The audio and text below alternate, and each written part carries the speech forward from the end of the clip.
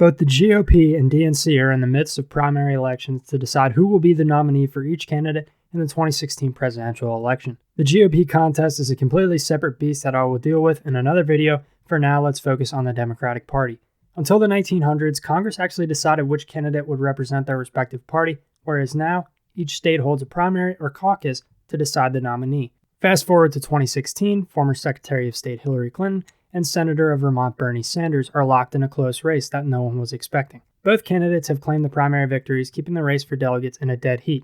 But is it really that close? In 1982, the Democratic Party implemented what are called superdelegates, who are individuals that make up about 15% of the delegate total needed for the Democratic nomination. Whereas regular delegates are awarded to each candidate based on their finish in the state primary, i.e. split delegate states and winner-take-all delegate states, superdelegates can independently vote for either candidate, giving them one delegate for each superdelegate vote cast. Now, who are these people who have the right to cast these superdelegates?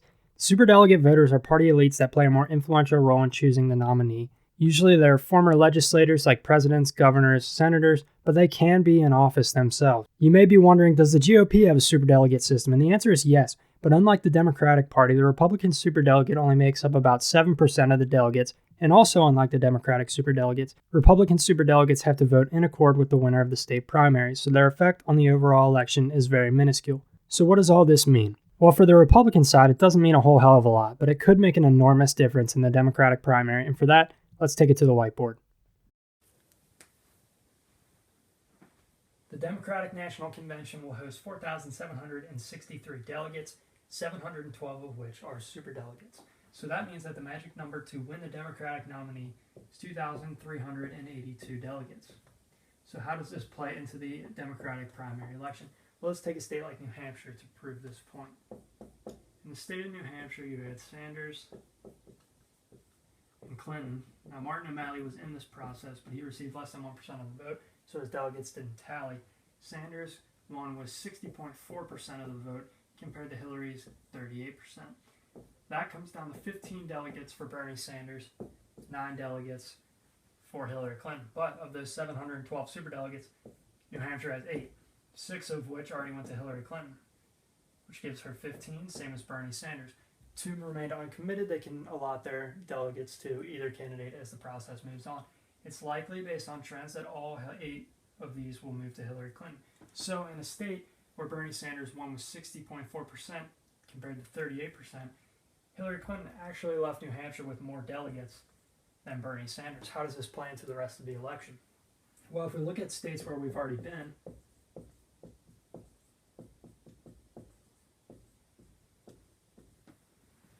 Iowa, Hillary Clinton win. New Hampshire, Bernie Sanders win. Nevada, Clinton win. South Carolina, likely a Clinton win. And then the Super Tuesday states, which the southern states will probably lean more towards Hillary Clinton. However, this was a pretty close race. This was a pretty close race. That's probably not going to be that close. So Bernie Sanders should be allotting delegates, at least some delegates, throughout this process.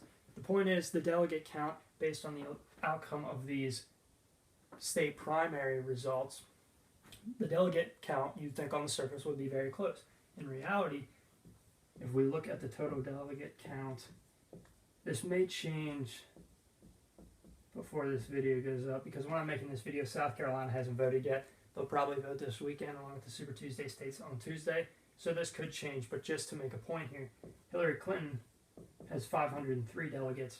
Bernie Sanders only has 70 delegates.